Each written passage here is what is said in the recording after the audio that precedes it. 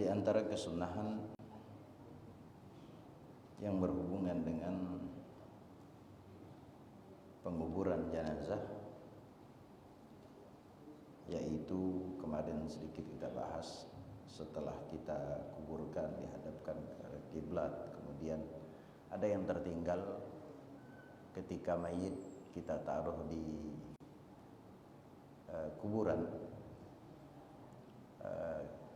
disunahkan untuk meletakkan bagian pipi kanan daripada si mayit, tentunya dengan membuka bagian daripada kepala, tapi tidak dibuka secara keseluruhan. Bagian yang akan diletakkan ke tanah itu disunah untuk disentuhkan ke tanah.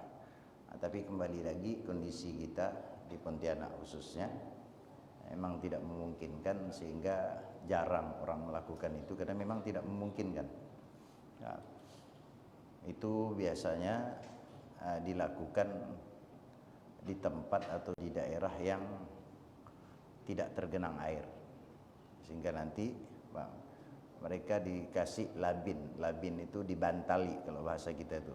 Kalau yang biasa tanahnya pasir atau tanahnya yang kering, biasanya setelah dibaringkan, dimiringkan, dihadapkan ke kiblat, kemudian di bagian kepalanya dikasih labin, labinah. Labinah itu kalau bahasa kita bantali dengan pasir itu, kita buat semacam bantal begitu, kemudian bagian daripada pipinya yang sebelah kanan itu disentuhkan ke tanah. Nah, itu tadi kalau kondisi tanahnya tidak berair. Tapi kalau sebagaimana umumnya kita di Pontianak ini tidak ada yang melakukan itu, bukan mereka tidak tahu kesunahan, tapi memang tidak memungkinkan lihat kondisi air. Itu di antara kesunahan. Kemudian kemarin juga saya sebutkan di antara sunnah adalah menaruh nisan, walaupun bukan dalam bentuk nisan, artinya memberikan tanda. Hanya untuk bahasa kita sekarang nisan. Dan ini merupakan kesunahan karena Rasulullah SAW pernah melakukan hal tersebut terhadap sahabat yang bernama Utsman bin Maz'un. Ada sahabat Rasulullah, bukan Utsman bin Affan, menantunya Rasulullah, bukan. Utsman bin Maz'un. Ketika beliau meninggal, kalau tidak salah, Utsman bin Maz'un ini salah satu di antara sahabat Nabi yang meninggal di pangkuan Nabi. Karena ini ceritanya panjang. Dia adalah orang yang bukan sengaja melihat, pernah terlihat perempuan. Pernah melihat, tidak salah dalam ceritanya pernah melihat perempuan, tapi bukan mukanya, bagian leher daripada perempuan. Dia menganggap bahwa itu suatu kesalahan, sehingga menganggap sebagai dosa besar, sehingga lama dia tidak salat bersama Nabi, karena dia tahu ketika bertemu dengan Nabi tahu apa yang dia lakukan, dan dia tidak mau melakukan hal itu, sehingga bahkan dia dikatakan lari ke pergunungan menyendiri. Ketika Rasulullah salat, kemudian biasanya Rasulullah itu memutarkan badannya ke belakang, kemudian sambil memeriksa para sahabat-sahabat. Makanya kalau ada sahabat yang gaib, yang tidak hadir, ditanya oleh Rasulullah, mana fulan, mana fulan.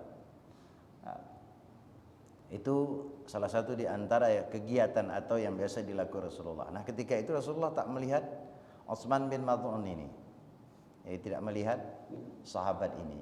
Kemudian ditanya, itu tadi, sehingga diutus oleh Rasulullah SAW beberapa di antara sahabat agar dia kembali. Tapi dia katakan kepada utusan yang diutus oleh Rasulullah bahwa dia tak mampu bertemu dengan Nabi.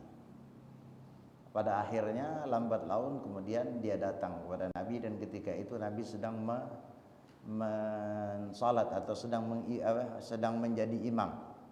Kemudian dia masuk. Ketika dia mendengar ayat, kalau tidak salah, yang berkaitan dengan dosa, kemudian ayat itu yang dibaca oleh Rasulullah menyebabkan dia pingsan. sampai usai daripada salat tidak sadar-sadar dia. Dan itu yang membawa dia sakit. Pada akhirnya itu tadi dia adalah orang yang meninggal di pangkuan Rasulullah SAW. Dan itu juga salah satu di antara dalil kebolehan seseorang menangisi daripada jenazah. Menangisi dengan syarat tidak meraung-raung, atau kalau di dalam bahasa hadis Rasulullah ada 3. Selagi tidak melakukan 3 hal ini, maka tangisan itu diperbolehkan, dalam arti kata tidak diharamkan.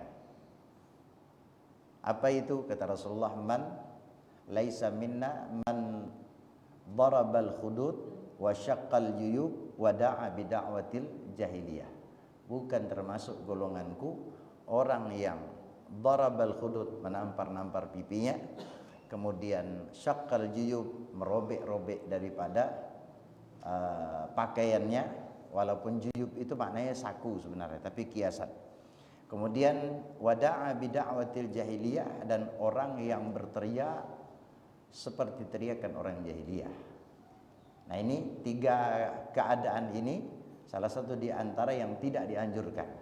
Tapi kalau seseorang menangis karena memang ada syafaqah, ada kasih sayang di dalam dirinya terhadap orang yang meninggalkan dia, baik itu anak, orang tua, atau ibunya, atau saudara, bahkan teman akrabnya, kemudian menjadikan dia menangis, maka tangisan itu diperbolehkan.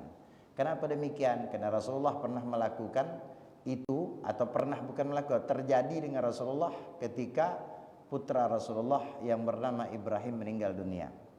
Kemudian yang kedua, Rasulullah juga pernah melakukan itu, mengalami itu ketika sahabat Rasulullah yang bernama Utsman bin Maz'un ini meninggal. Karena Utsman bin Maz'un itu meninggalnya di pangkuan Rasulullah, Rasulullah sedih, kemudian air mata Rasulullah menetes, kemudian sampai ke jenggot beliau, kemudian dari jenggot beliau jatuh ke pipinya Utsman bin Maz'un. Nah, ini sekali lagi, kalau ibarat, kalau di kampung-kampung biasa kita kan ada kalimat begini. Biasa ketika anak ingin mencium jenazah ayahnya atau ibunya, nanti ada pesan biasa dari orang tua, jangan menangis. Satu, kenapa tidak boleh? Biasanya orang tanya, nanti air matanya jatuh ke mayit.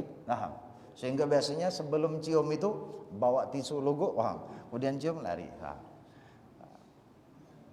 Tapi saya tidak menyalahkan bahasa orang dulu. Saya berkali-kali ingatkan, saya tidak menyalahkan bahasa orang dulu, karena itu cara dakwah mereka. Ketika dakwah merupakan menggunakan daripada lisan atau teguran berupa lisan. Tapi kalau kita menganggap hari ini demikian, sehingga kalau air mata kita yang menangis itu jatuh ke mayit, menyebabkan diazabnya mayit, itu tidak benar. Walaupun ada hadis Rasulullah SAW mengatakan yu'adzabul mayyit bibukai ahli, mayit itu akan diazab karena tangisan keluarganya. Tangisan yang dimaksud menyebabkan diazabnya orang yang meninggal ini tangisan yang melakukan 3 kategori tadi. Teriak-teriak, meraung-raung, robek-robek pakaian, nampar-nampar, atau kalau bahasa kita jambak-jambak rambut. Nah, kalau tangisan disertai 3 hal itu yang dilarang. Dan orang tua dulu di dalam mendakwahkan ini bahasanya memang agak beda. Tapi ingat, jangan dijadikan itu sebagai hukum bagi kita yang sekarang. Karena bahasa mereka berdakwah demikian. Rata-rata orang dulu itu ketika mencegah sesuatu, walaupun sesuatu yang dicegah itu bukan perkara haram, perkara yang makruh, selalu diiringi dengan ancaman. Saya pernah katakan kemarin, selalu diiringi dengan ancaman. Ketika itu tadi saya gambarkan, ketika ada perempuan duduk-duduk anak gadis duduk-duduk di depan pintu, orang tua kita duduk, jangan duduk situ, nanti kau tak kawin. Ancamannya tidak kawin, kan ngeri juga. Sehingga gadis-gadis tidak duduk di depan pintu, tapi pesannya baik. Tidak baik anak gadis di depan pintu. Sehingga orang tua dulu tidak mau dia lihat anak gadisnya kemudian di depan pintu. Lagi pula depan pintu walaupun bukan gadis, kan tempat lewat orang. Pintu orang dulu bukan pintu kayak kita sekarang. 2,5 meter buka 2. Pintu orang dulu 1 biji kan. Kecil lagi pintu. Itu salah satu di antara cara mereka. Nah, termasuklah ini. Sehingga kenapa? Jangan sampai nanti ketika mencium daripada jenazah, kan kadang-kadang orang biasanya tahan, kuat, menahan. Tapi ketika dia kemudian dihadapkan, apalagi dia mencium, biasanya spontan itu. Spontan kemudian dia akan berbuat sesuatu yang seolah-olah tidak ridho. Pandai-pandai ke tukang pontianak jenazah itu dienggutnya. Kan banyak terjadi. Nah, sebelum itu terjadi dan perkara tersebut diharamkan, sebelum itu terjadi orang tua kita dahulu mengingatkan. Paham? Dengan bahasanya, kau boleh cium tapi jangan sampai air mata kau jatuh ke air. Tapi itu sekali lagi bukan hukum. Karena Rasulullah sallallahu alaihi wasallam air mata beliau pernah jatuh ke pipi beliau, kemudian ke jenggot beliau, kemudian menetes ke wajahnya daripada atau ke pipi daripada Utsman bin Maz'un ini. Nah, itu salah satu di antara kesunahan. Nah, di antara kesunahan adalah menaruh daripada nisan kita sekarang.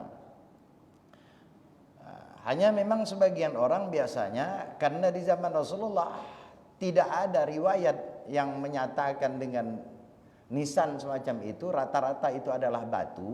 Tapi ulama-ulama khususnya ulama mazhab Syafi'iyah menjadikan atau mengkiaskan nisan itu seperti batu yang dijadikan tanda ketika seseorang dikuburkan. Dan Rasulullah sallallahu alaihi wasallam lakukan itu di kuburan Utsman bin Maz'un itu. Rasulullah ketika menguburkan Utsman bin Maz'un, Rasulullah ambil batu kemudian ditaruh di atas kuburan tersebut. Untuk apa? Ya, salah satu di antara untuk mengingat, untuk memberi tanda ketika nanti ada orang yang akan menziarahi. Sehingga ada. Nah, sekarang sudah dipermudah. Bahkan lengkap ditulis dengan tanggal wafatnya, umurnya. Ada dia tertulis di situ. Sehingga lebih mudah bagi kita untuk mengingat. Lebih-lebih kalau seandainya dia adalah orang alim, orang soleh, yang kita banyak ngambil faedah dari mereka. Sehingga ketika kita tahu beliau jasanya mengingatkan kita kembali, kemudian memotivasi kita untuk beramal walaupun tidak seperti mereka, tapi mereka itu menjadi acuan kita di dalam beramal. Ini loh si fulan, Masya Allah saleh, orangnya dikenal. Itu yang tujuan daripada ziarah. Yang kedua, tujuan daripada tanda itu agar kita menziarah. Yang kedua, ziarah itu sendiri adalah salah satu di antara agar kita atau cara yang diberikan kepada kita agar kita ingat mati. Agar kita ingat mati. Kuntu nahaitukum an ziyaratil kubur fazuruha fa innaha tudzakkirukumul maut. Hadis ini saya keluarkan kemarin cuma tidak tuntas. Pada zaman dahulu ziarah kubur dilarang memang. Di awal Islam. Di awal Islam. Yang kemarin saya jelaskan, di awal Islam memang dilarang. Karena sebelum Islam, orang-orang Yahudi, orang-orang Nasrani, kebiasaan bahkan adat mereka menjadikan kuburan para nabi-nabi mereka itu sebagai sesembahan. Sehingga mereka betul-betul disembah oleh mereka kuburan para anbiya-nya. Maka Rasulullah mengeluarkan satu kalimat yang kata Rasulullah, la'anahullahu al-yahud wan nasara ittakhadhu qubura anbiya'ihim masajida au kama qala. Allah melaknat orang-orang Yahudi dan Nasrani yang mana mereka menjadikan kubur para nabi-nabi mereka sebagai masjid atau tempat sujud. Yang dimaksud masjid itu tempat sujud, bukan masjid yang dimaksud dalam pengertian kita ini. Tempat sujud. Artinya dijadikan sesembah oleh mereka. Itu yang dilaknat. Ketika sahabat sudah kuat, mantap keimanannya, dan mereka tahu kalau menyembah kepada selain Allah tak terkecuali adalah kepada kuburan, apakah dia kuburan para nabi dan sebagainya, adalah sesuatu yang syirik. Sahabat dah mantap. Ketika keimanan sahabat sudah mantap bahwa tidak ada penyembahan kecuali kepada Allah, kembali Rasulullah mengatakan fazuruha fa innaha tudzakkirukumul maut. Maka ziarahlah kubur, kata Nabi, karena dengan ziarah kubur akan mengingatkan kalian kepada kematian. Tapi yang jadi masalah ketika kita saat ini ke kuburan, jangan kita ingat mati. Dari mana Ustaz tahu? Ketika di kuburan ngomong seorang, sekelompok 3 orang di sana, 3 orang sana, kik kik kik kik kik kik. Ada dia sendiri tenang, kira baca Fatihah, main HP Bang. Padahal Bang, ulama dahulu itu ketika mereka tidak usahkan di kuburan, ketika mereka mengiringi jenazah, tidak ada satu kalimat, satu kata pun yang keluar. Diam semua. Yang tampak adalah mata yang berbinar-binar. Sehingga kata ulama, pada saat itu kita sulit untuk menilai mana keluarga si mayit ini. Kenapa? Semua orang sedih. Tidak ada yang ngomong. Orang kalau udah sedih, tidak ada yang ngomong. Itu tanda itu. Paham? Coba ketika ada seseorang terpukul, sedih, meninggal dunia, dia punya keluarga, tidak banyak omong. Kalau ada orang kemudian meninggal orang tuanya, dia asik ngobrol, itu berarti dia adalah anak yang tak tahu diri. Rata-rata kan begitu, orang tidak ngomong, itu alami itu, subhanallah. Nah ketika itu sahabat-sahabat mengatakan zaman-zaman para salafun saleh demikian. Mereka bingung, makna sini keluarga si mayit. Kenapa? Semua orang mengalami hal yang sama, diam. Karena memang sunnahnya di dalam mengiringi jenazah, di saat kita membawa jenazah, sunnahnya sukut. Hukum asalnya sukut. Maka sebagian ulama mengatakan tidak sunnah ketika mengiringi jenazah diiringi dengan kalimat la ilaha illallah, tidak disunnahkan. Karena hukum asalnya sukut, diam. Kenapa diam? Iktibar, ngambil pelajaran. Sehingga di saat kita berjalan kita mikirkan besok hari ini aku mengusung dia, besok lusa bahkan mungkin sebentar lagi aku yang diiring. Itu tak pernah ada dalam pikiran kita, paham? Nah, karena lambat laun, maklum lambat laun, banyak faktor. Sehingga di saat mengiringi jenazah terjadilah percakapan, pembicaraan, bahkan mohon maaf tertawa terbahak-bahak. Sebagian ulama mutaakhir memandang kejadian ini, fakta ini adalah kejadian yang tidak selayaknya. Sehingga sebagian di antara ulama mutaakhir itu mengatakan daripada mereka ngomong-ngomong, lebih baik diiringi dengan kalimat la ilaha illallah. Dan kenapa nyaring? Biar tadi yang ngomong tak sempat ngomong. La ilaha illallah, la ilaha illallah. Tapi kalau ditanya, sunnahkah ketika membawa jenazah dengan kalimat la ilaha illallah? Tidak disunnahkan dalam mazhab kita. Hukum asalnya tidak disunnahkan. Kenapa tidak disunnahkan? Karena di saat mengiringi jenazah itu diam, mengambil pelajaran iktibar. Tapi itulah tadi karena berjalan dari zaman sahabat, masya Allah, orang-orang saleh, paham? Kaki mereka satu di akhirat, satu di dunia, bahkan hampir kesemuanya ke akhirat. Kita dua kaki masih di dunia, akhirat tak ingat-ingat. Ketika jenazah pun kita mengiringi, kadang-kadang tak sempat terpikir.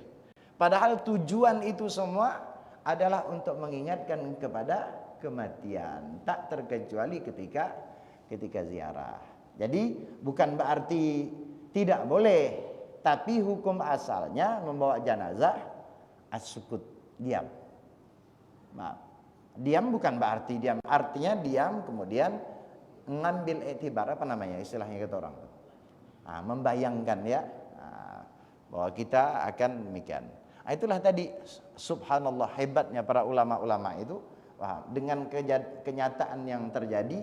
Dan ini bukan di zaman kita, zaman-zaman dahulu sudah terjadi. Ada orang yang ngomong, ada yang ini dan sebagainya. Mereka memandang ini adalah suatu yang tidak layak. apalagi di saat mengiringi jenazah. Bukankah seorang mukmin itu ciri-cirinya, kata Rasulullah, sedih dengan kesedihan saudaranya, bahagia dengan kebahagiaan saudaranya. Hari itu saudara kita sedang bersedih, tidak layak ketika kita berbahagia. Walaupun tidak ketawa, tapi berbicara itu seolah-olah tidak menunjukkan kesedihan kita kepada dia. Maka ulama memandang ini paham, lambat laun ini akan ini daripada dia ngomong, paham, bagus, Pak. Sebagian ulama mengatakan bagus diiringi dengan kalimat la ilaha illallah. Dan saya pun lebih setuju dengan kalimat la ilaha illallah, apalagi zaman kita. Ini zaman dulu. Zaman kita, paham. Nah, termasuk yang megang sekalipun sempat ngomong. Cuman enggak tadi itu boy, paham. Ada kata dia, paham. Cik-cik aku dapat. Yang mancing cerita udang, yang ini, yang apa, yang pasar cerita batu, yang tokoh cerita ini, yang macam-macam kan. Bayangkan tuh, lagi bawa jenazah, apalagi yang di belakang, paham? Yang bawa ini, kalaulah bisa ngomong yang di dalam peti itu, paham? Di lepoknya kali. Nah, itu di antara kesunahan tadi ya. Kemudian disunnahkan juga menyiram kuburan dengan air. Sunnah. Dan itu dilakukan oleh Rasulullah kepada anak beliau Ibrahim, putra beliau yang meninggal belum baligh, yaitu Sayyidina Ibrahim. Rasulullah siramkan dengan air. Dan disunnah kata ulama airnya air dingin. Bahkan sebagian ulama menyunnahkan dengan air yang wangi. Maka dalam hal ini air mawar. Walaupun sebagian ulama seyogyanya tidak pakai air mawar. Kenapa? Karena tabzir, mubazir dengan harta. Karena harta yang pembelian daripada air mawar itu kan diambil daripada harta si mayit. Nah, kecuali kalau ada orang sedekah dan sebagainya. Nah, tapi Al-Imam Zarkashi rahimahumullah mengatakan tidak ada jalan bagi kita untuk mengatakan bahwa itu adalah hal yang makruh. Kenapa? Karena pertama, menyiramkan air itu adalah satu kesunahan yang dilakukan oleh Nabi kepada putra beliau Ibrahim. Yang kedua, kalaulah kita menggunakan air mawar wangian, hal-hal yang wangi adalah bagian juga daripada kesunahan Nabi SAW. Nah, sehingga simpelnya sekarang air mawar tinggal beli sebotol. Kan begitu. Nah, taburkan. Sunnah. Nah, tapi tidak sunnah kemudian menancapkan botol di atas itu. Menyiramkan saja. Kadang-kadang sebagian kita nih ada. Nah, di sebagian kubur banyak saya lihat botol semua, botol tetungging. Nah, itu tidak sunnah ya? Tidak sunnah.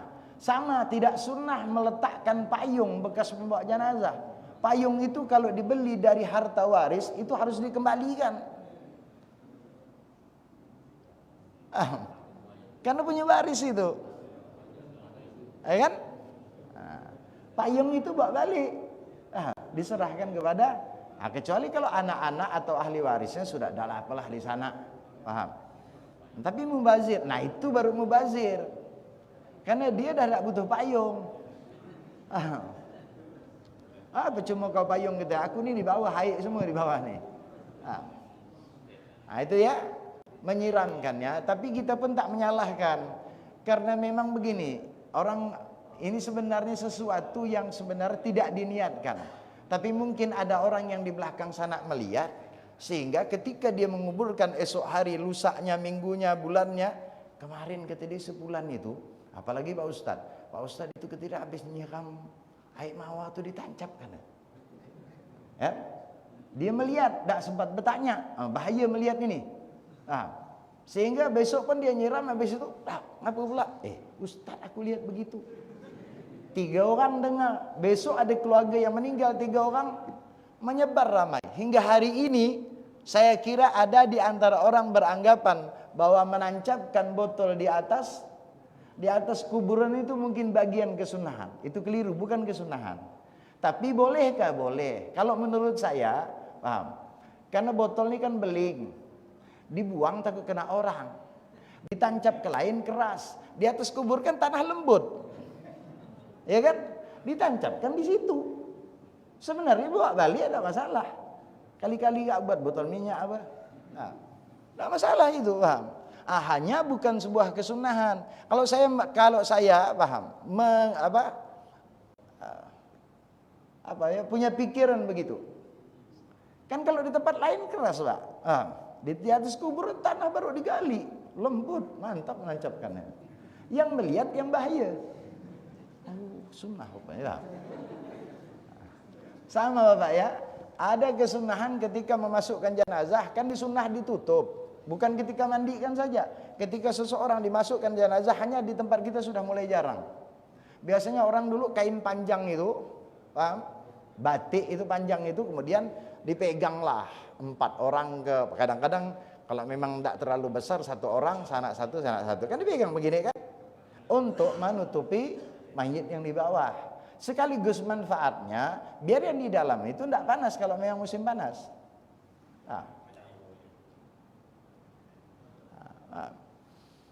Sunnah. Tapi goyang-goyang karena tak sunnah. Kan sebagian orang ada pegang Tidak sunnah itu, tapi boleh. Itulah tadi, mungkin dulu kan musim panas. Kata dia, daripada kau pegang-pegang, coba angkat-angkat. Iya, sejuk. Kan begini kan anginnya masuk ke bawah. Yang melihat, itu lu melihat lagi. Yang melihat ketika megang, kemarin aku lihat sepulan megang gini-gini kan. Jadi dia gini. Lambat laun menjadi sebuah kesunahan. Padahal bukan sunnah, tapi boleh. Tapi untuk menutupi daripada jenazah boleh. Jadi ada hal-hal yang sebenarnya bukan sebuah kesunahan, tapi itu tadi faktor kita tak mau bertanya. Itu bahaya kalau hanya melihat. Kalau hanya melihat saja itu bahaya. Karena kita nanti membuat sebuah hukum sendiri. Banyak hal-hal yang orang beranggapan itu adalah rukun, itu adalah kewajiban, itu adalah syarat. Saya sampaikan satu contoh. Saya sampai hari ini tak diundang lagi khutbah di situ. Tak usah saya sebutkan masjidnya, tak boleh ribah itu namanya. Tapi kan kalau saya cerita boleh kan? Nih, ada satu masjid. Ini tidak. Masjid dulu kan mimbarnya seperti mimbar Rasulullah, langsung 1, 2, 3. Ya kalau orang ceramah tuh terlihat semua 1 sampai ke kakinya kan, karena naik dari depan, entar. Atau biarpun tidak demikian, setiap rata-rata mimbar itu dia punya tangga 3, anak tangganya 3, 1, 2, 3. Karena memang Rasulullah SAW anak tangganya 3. Kan ada hadis menceritakan ketika Rasulullah naik tangga pertama, Rasulullah mengatakan amin. Naik tangga kedua, amin. Naik tangga ketiga, amin. Kemudian sahabat tanya, ya Rasulullah, apa yang kami dengar darimu yang tidak pernah kami dengar? Engkau katakan amin 3 kali di saat engkau menaik daripada anak tangga. Rasulullah ceritakanlah hadis ini kan. Kata Rasulullah, sesungguhnya malaikat berkata kepadaku ketika aku naik di anak tangga yang pertama. Itu di antara kronologis daripada saya tak sampaikan panjang daripada ini sebenarnya berkaitan dengan Ramadan. Hadis ini berkaitan dengan Ramadan. Terakhir di antara hadis tersebut Rasulullah mengatakan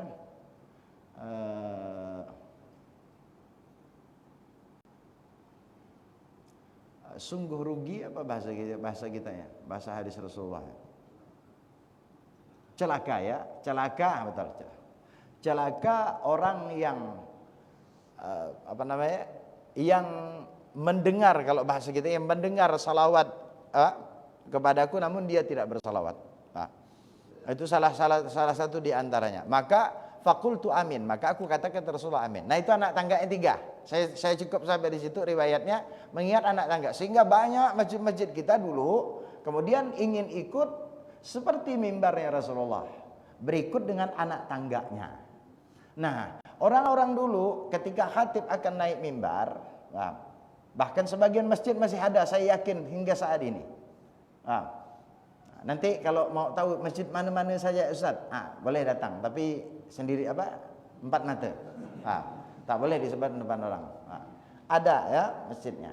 Setiap tangga kan ada Bilal. Setiap tangga itu sesuai dengan salawat Bilal. Allahumma salli ala Sayyidina Muhammad. Tak boleh melangkah dulu sebelum salawat lagi. Allahumma salli ala Sayyidina Muhammad. Kan 3 kali itu salawat. Ya kita mazhab Syafi'i yang pakai Bilal ya. Yang pakai Bilal, mayoritas mazhab Syafi'i kan pakai Bilal tuh. 3. Ada sebagian orang berkeyakin bahwa itu syarat rukun daripada khutbah. Sehingga kalau orang naik cepat langsung 3, salawatnya tertinggal, atau dia dulu naik baru salawat, selesai. Saya sudah jadi korban. Tukang salawat itu kan agak lama. Allahumma sholli, takkan saya nak tercogok situ, paham? Lama nunggu ya. Tahu dari mana saya? Ada seorang Ustaz, kemarin ada yang komentar, cuman saya tak tanya namanya, cuma ada yang komentar gitu dia. Ngapa pula ketika Ustaz naik tangga mimbar tuh kenapa Ustaz tidak ikut urutan salawat? Astagfirullahaladzim. Tak ada hubungannya, dia bilang. Wah, utuh tak salawat pun tak apa. Oh, saya tak naik di mimbar ya tak apa. Naik, boleh saya khutbah tak naik mimbar? Boleh. Saya khutbah di belakang, jamaah yang di depan tak apa. Yang penting kedengaran rukunnya, kan begitu. Ini satu kesunahan, naik mimbar agar terdengar saja. Agar terdengar lebih luas. Kadang-kadang ada itu adat kita bagus sebenarnya, sehingga serasi dengan salawatnya Allahumma sholli ala sayyidina Muhammad. Tapi jangan dijadikan itu sebagai hukum. Ada kasus lagi 2. Ini yang terakhir saya ceritakan. Kasus ini di tempat saya. Di mana Ustaz? Tanya saya sendiri. Di tempat saya dulu. Ini kasus bukan saya mengada-ngada. Ini cerita fakta nyata. Karena di tempat saya dan saya pun mengalami. Jadi ketika ada seorang berkhutbah, di saat dia berkhutbah, khutbahnya betul syarat rukunnya. Hanya di saat berkhutbah dia ngacungkan tangan. Jadi kalau macam model orang ceramah begitu, sebenarnya itu bukan syarat, boleh dan tidak membatalkan khutbah. Hanya sunnahnya, tidak banyak bergerak. Bahkan bukan tidak banyak bergerak, tidak bergerak. Makanya disunnahkan tangan kiri pegang tongkat, tangan kanan megang namanya harful mimbar. Harful mimbar itu pinggir mimbar. Kalau memang dia pakai mimbar pegang gini. Kalau yang semacam ini pegang ini ya. Apa faedahnya? Agar kita yang khutbah tidak banyak bergerak. Bahkan Nabi ketika doa pun Nabi tidak mengangkatkan tangan, kecuali Nabi hanya mengangkat satu. Dalam satu riwayat ada. Salah satu, tidak banyak. Tapi kalau ada orang bergerak, tidak membatalkan khutbah.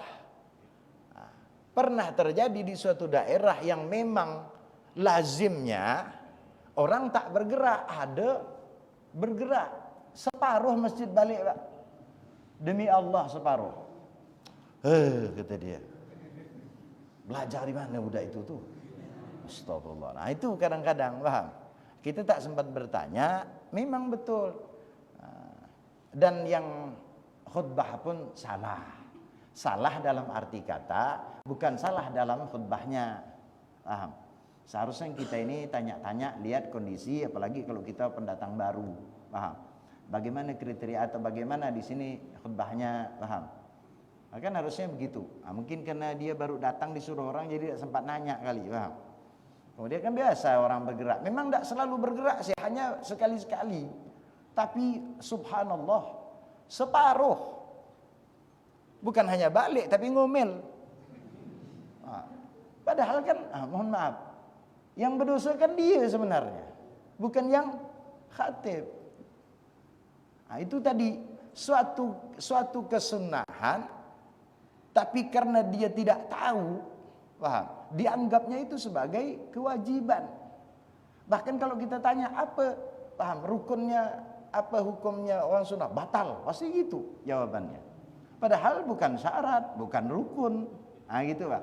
Itu salah satu di antara gambaran beberapa kesunahan dianggap kewajiban, bahkan yang lebih fatal beberapa kewajiban dianggap sunnah. Oh itu yang paling keliru. Masih mendingan yang sunnah dianggap wajib. Kalau udah wajib dianggap sunnah itu yang ngeri. Nah itu salah satunya. Sudah masuk apa? Apa? Duit apa? Bukan. Gurau saja Pak. Baik.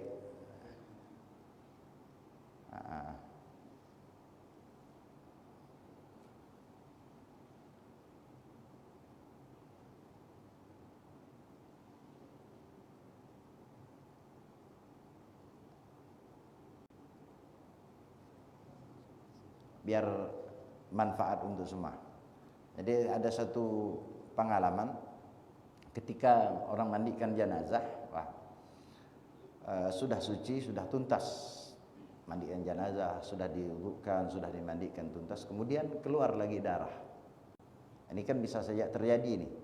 Bisa terjadi orang yang tabrakan atau mohon maaf orang yang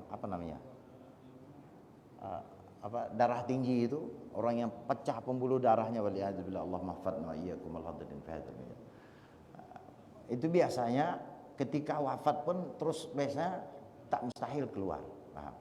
Andai kata itu terjadi setelah dimandikan dan sebagainya, maksimal sudah kita semua, kemudian sudah kita kafankan, bahkan keluar, atau sebelum kita kafankan keluar lagi, apakah wajib bagi kita untuk memandikan ulang?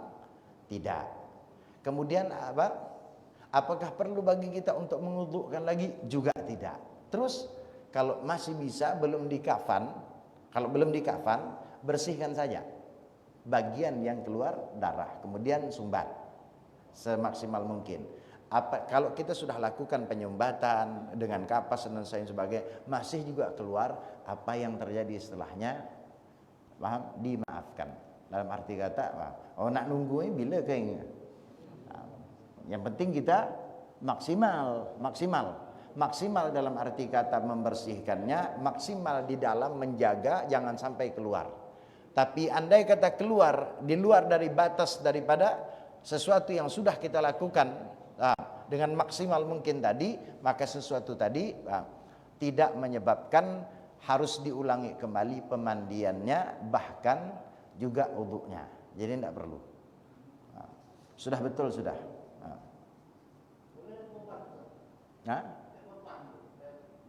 Iya, perban atau apa saja. Perban tidak masalah. Perban, rata-rata orang pakai perban, tapi kadang-kadang tidak cukup hanya perban, karena perban ini sifatnya kain jarang. Jadi biasanya orang ditambahnya apa, kemudian baru dibalut dengan perban. Jadi semaksimal mungkin walhasil. Yang penting syaratnya sesuatu yang kita jadikan pembalutnya ataupun penambalnya, tentunya perhatikan kesuciannya. Itu sudah jelas ya, tidak perlu saya jelaskan, hanya saya ingatkan saja. Karena syaratnya memang harus suci. Ada pun darah yang keluar tidak masalah. Kalau memandikan waktu malam, sedangkan dia dibuktikan sehari, kan biasanya kan kotoran itu keluar pak. Keluar yang diperhatikan nanti mensolatkan itu boleh. Bagaimana mandikannya malam? Malam. Lalu tapi dia kumpulkan besok. Sedangkan semalam ini kotoran keluar.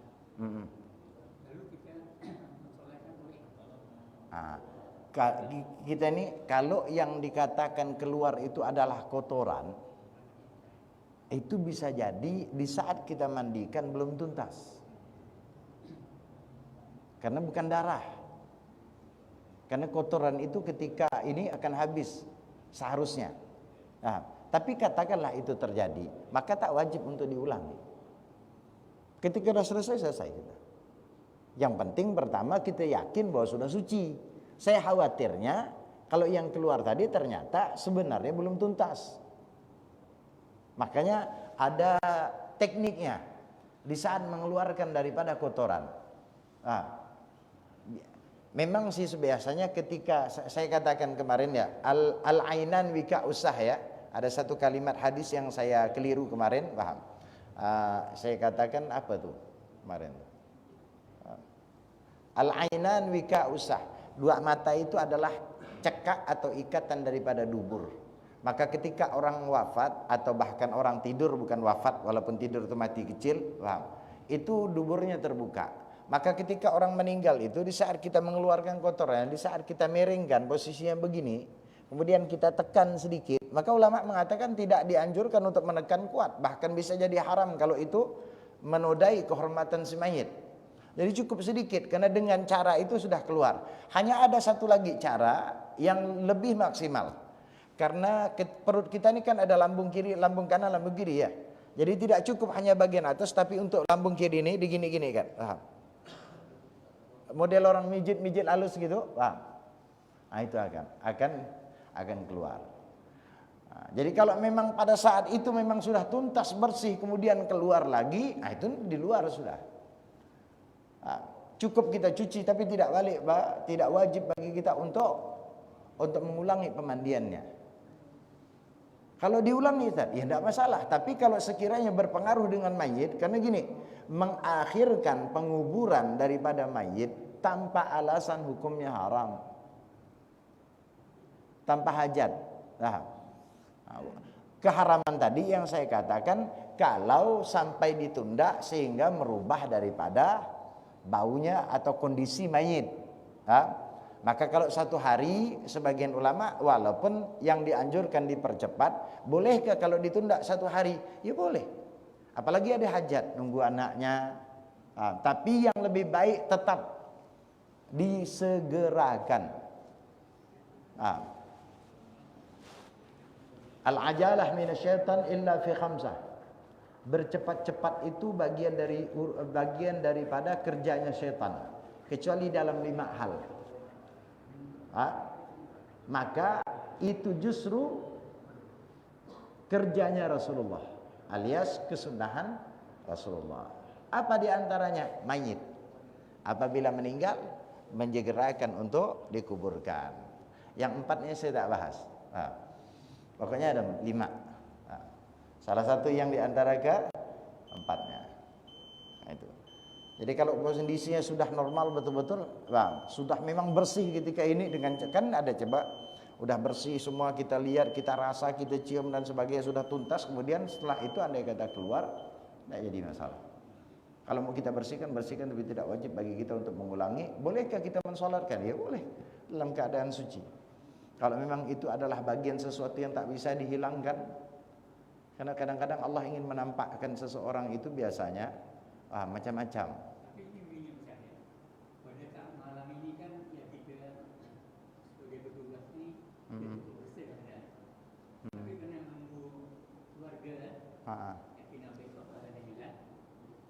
Ini berarti siap dikuburkan. Atau kan mayat semalam-malaman ini kadang-kadang keluar lagi Pak. Menimbulkan bau. Sepertinya enggak. Kalau gini, kalau hanya bau bisa jadi itu perubahan lain.